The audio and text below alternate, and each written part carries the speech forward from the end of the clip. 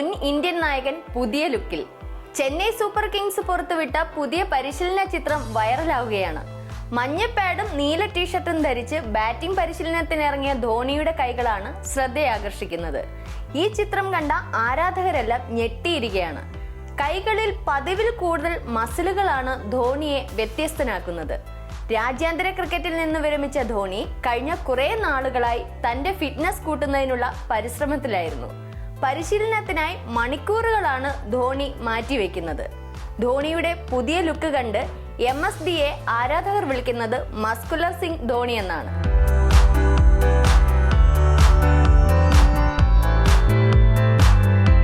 ഉദ്ഘാടന സീസൺ മുതൽ MSD ആണ് ചെന്നൈ സൂപ്പർ കിങ്സിനെ നയിക്കുന്നത്. ഇത്തവണ മസിൽ മാൻ സൂപ്പർ ആകുമെന്നാണ് ചെന്നൈ ആരാധകരുടെ വിശ്വാസം.